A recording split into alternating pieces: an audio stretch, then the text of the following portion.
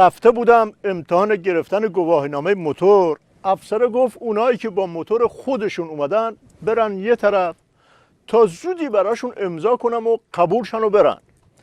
منم با موتور رفته بودم خوشحال و بشکن زنان رفتم اون طرفی که افسر گفته بود. بعد اومد گفت که شما که گواهینامه ندارین غلط میکنین، بدون گواهینامه سوار موتور میشین.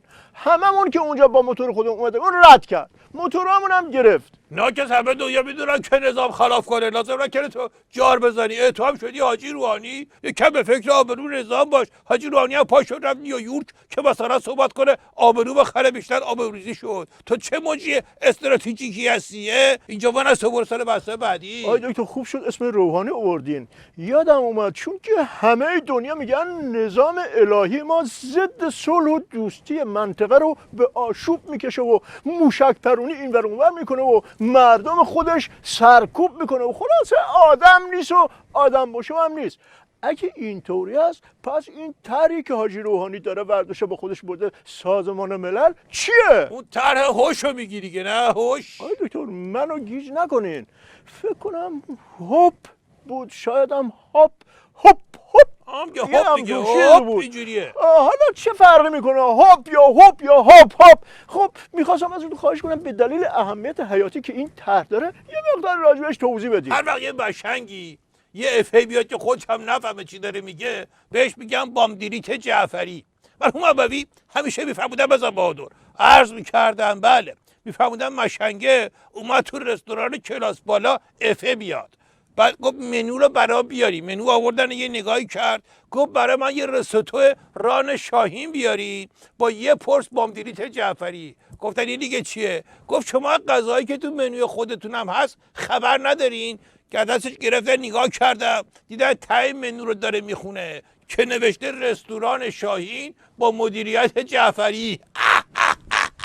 روشن شد یا بفرستم دنبال بامدیریت جعفری؟ آی دکتر یعنی دیگه طرحهای فارسی تمام شده بود که حاجی روحانی رفته سراغ طرحهای انگلیسی؟ نه ولی خب همیشه قلم به سلم بکردن، بعضی وقتا به نفع در نمیاد و زاید میکنه، بعضی وقتا همونو برمیدارن میذارن تو پوزت.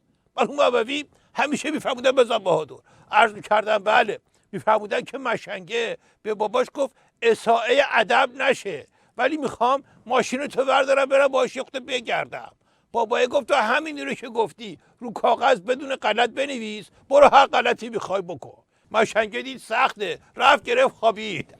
آی دکتر فکر کنم مثل برجام باشه که آخرش هیچکی غیر از نظام توش نمیمونه. این به کنار، اما این ظریف که فقط باید 48 ساعت اونم فقط توی خیابون بمونه و حق این طرف اون طرف رفتن و اینا نداره تو آمریکا، خیلی فشار داره. نه فقط اون، بقیه هم اینجوری هست، اما اینش که فشار نداره. فشار مال اونجاست که همه میزنن تو سرش که پارسال میگفت احترام و پاسپورت ها بر میگردونیم، بحث ریسپکت رو میکردن برای پاسپورت ها، امسال ویزای درست حسابی به خودشون هم ندادن. این فشارش بدجوره. مرحوم ابوی همیشه میفرمودن بزن بهادر، عرض میکردم بله، میفرمودن که طرف مشنگه پا شد رفت مهمونی، بهش گفتن این گلی که زدی به یقت خالش اذیت نمیکنه؟ گفت نه خالش اونقدر مهم نیست، اما گلدونش که تو شلوارمه بدبختم کرده.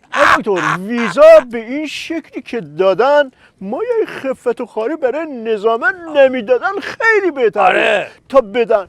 این شرایطی که برای ظریف بدبخت گذاشتن چیه؟ چرا قبول کرد؟ خب اینا مجبورن قبول بکنن، محتاجن، مثلا قبول نکنن چه کار بکنن؟ مرحوم ابوی همیشه میفرمودن بزن بهادر، عرض میکردم بله، میفرمودن مشنگه تشنه بود رفت در یه خونه ای رو زد آب خواست، خیلی هم محتاج بود و یه دختر کوچولی اومد خونه یه کاسه دوغ واسش آورد، بعد این خورد و صفا کرد، گفت دختر جون شما هر کی تشنه باشه بهش دوغ میدید؟ اون گفت نه این دوغ مگس افتاده بود توش، مامانم گفت بدم به تو. مشنگه عصبانی ناراحت زد کاسه رو شیکون. دختر گفت مامان ببین آقای چقدر بیادبه، کاسه غذای سگمون رو شیکون. روشن شد یا برفستم دنبال دوغ؟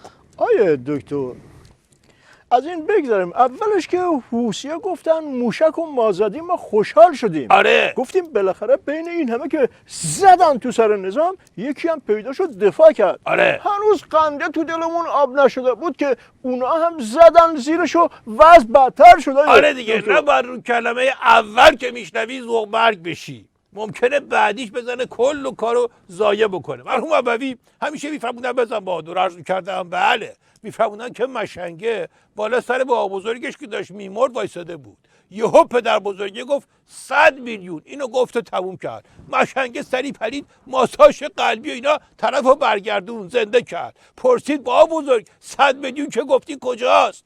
پدر بزرگی گفت 100 میلیون بدهکارم. مشنگم با دست خودش طرفو خفه کرد. روح شاد. برو سر سوال بعدی. آیه دکتر وقت برنامه تمومه، یه تصویری از موقعیت استراتژیک نظام بیدین و اگه باشه یه راهی هم جلو پای مقام عظما بذارین تا اگر بتونه از این مخمسه که توش گیر کرده در بیاد. نیوتن میدونه چی میگه؟ میگه چی؟ نیوتن میگه 3 گروه ها هیچ وقت فراموش نکن. اول اونایی که تو شرایط سخت کمکت کردن که ما نداریم همچین کسی رو. آره. دوم اونایی که تو شرایط سخت ولت کردن ول به حال خودت. منظورش اروپا و نصف بیشتر دنیا. سوم که از همه مهمتره اونایی که تو شرایط سخت قرارت دادن، چون اونا فکتو پیاده کردن. براندازه و قانونش راکت ببندون دهن رو دیگه. پس حالا که اینجوری شد منم یکی بهش اضافه میکنم با اجازه نیوتن. چهارم اونایی که تو شرایطی که فکت پیاده سو باید خفه قون بگیری هشتیقت میزنن و میگن برانداز و کانون ای حرفا. ناکس واسه من گرفته این کارا رو. آی دکتر ببخشید نیوتن فیزیکدان بود نه استراتژیست. شما هم هر نقل قولی میکنین یا از نیوتن یا انشتین که هیچ ربطی نداره.